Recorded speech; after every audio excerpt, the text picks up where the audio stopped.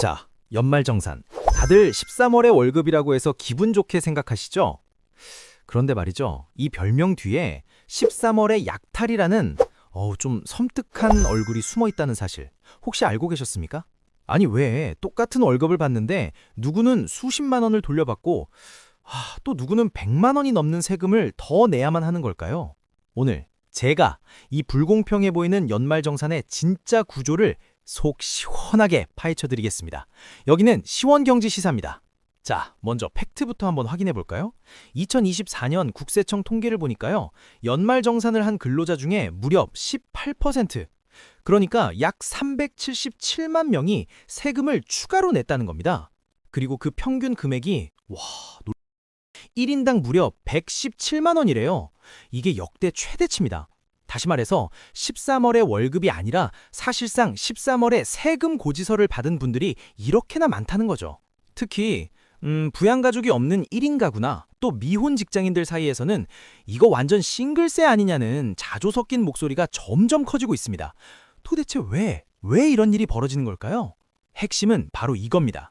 연말정산은요, 여러분의 소득보다 가족 구성이 훨씬 더 중요한 철저하게 가족 중심 제도라는 사실이에요. 생각해보세요. 결혼을 하고 자녀가 있으면 배우자 공제, 자녀 공제, 교육비, 의료비, 공제 항목이 줄줄이 따라붙잖아요? 반면에 혼자 버는 미혼 직장인은 이런 기본적인 공제 혜택에서 대부분 소외가 됩니다. 바로 이 지점에서 똑같은 연봉을 받아도 환급이냐 추가 납부냐 운명이 갈리는 겁니다. 하지만 이런 구조 속에서도 기회는 있습니다. 2026년 연말정산부터 적용될 핵심 변경사항 3가지, 이것만은 반드시 기억하셔야 합니다. 첫째, 자녀 세액공제가 대폭 확대됩니다. 기존보다 10만 원씩 더 올라서요. 첫째는 25만 원, 둘째 30만 원, 그리고 셋째부터는 한 명당 40만 원을 공제받습니다. 그러니까 자녀 둘이면 55만 원, 셋이면 95만 원이 세금에서 그냥 바로 차감되는 거예요. 둘째, 결혼공제가 새로 생겼습니다. 2024년부터 2026년 사이에 혼인신고를 하는 맞벌이 부부나견 한 사람당 50만 원씩, 부부 합산해서 최대 100만 원, 정말 파격적인 세액공제 혜택을 받게 됩니다. 그리고 셋째, 주거비 부담을 덜어줍니다. 월세 세액공제 한도가 연 1,000만 원까지 올라가고요. 공제율도 최대 17%로 높아집니다. 이제 집주인 눈치 보지 말고 당당하게 신청하시면 됩니다. 자, 지금부터가 진짜 돈 버는 정보입니다. 국세청이 알아서 챙겨주지 않는, 여러분이 직접 찾아야만 하는 숨은 환급 포인트 4가지입니다.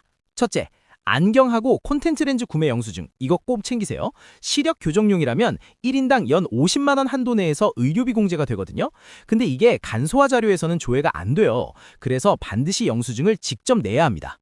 둘째, 미취학 자녀의 학원비, 체육시설비 영수증, 태권도, 피아노, 미술학원 전부 다 해당돼요. 이것도 누락되는 경우가 정말 많으니까요. 교육비 납입 증명서 꼭 챙겨두십시오. 셋째는 월세 이체 내역. 간단합니다. 임대차 계약서 사본하고 월세를 보냈다는 이체 확인증, 이 2가지만 있으면 집주인 동의 없이도 공제 신청 가능합니다. 넷째, 중증 질환 장애인 공제입니다. 이건 정말 많은 분들이 놓치시는데, 본인이나 부양가족이 암, 치매, 희귀 난치병 같은 걸로 치료 중이시면 병원에서 장애인 증명서를 받아서 200만 원의 추가 공제를 받을 수 있습니다. 정말 큰 혜택이죠?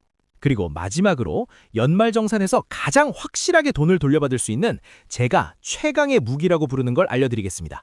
그건 바로 연금저축과 IRP, 개인형 퇴직연금 계좌입니다. 이 2계좌를 합쳐서 연간 900만 원을 꽉 채워 납입하면 연봉 5,500만 원 이하 근로자를 기준으로 했을 때 최대 16.5%, 그러니까 무려 148만 5천 원을 세금에서 돌려받습니다. 확신에 차서 다른 어떤 공제 항목보다도 강력하고 확실한 환급 전략이에요. 이것 하나만 제대로 활용하셔도 여러분의 연말정산 결과는 극적으로 바뀔 수 있습니다. 오늘 이야기 어떻게 들으셨나요? 연말정산은 더 이상 운에 맡기는 이벤트가 아닙니다. 공제 항목을 얼마나 잘 이해하고 또 얼마나 꼼꼼하게 준비하는지에 따라 그 결과가 결정되는 일종의 지식과 정보의 싸움인 거죠. 13월에 월급을 받을 것이냐, 아니면 13월에 약탈을 당할 것이냐, 그 선택은 전적으로 당신의 관심과 준비에 달려 있습니다. 자, 이제 여러분께 질문을 하나 드려보겠습니다. 현재의 연말정산 제도는 이 저출산과 혼인 감소라는 사회 문제를 대응하기 위한 합리적인 정책 도구일까요? 아니면 특정 가족 형태에만 유리한 또 다른 형태의 차별일까요? 지금까지 시원경제 시사였습니다. 감사합니다.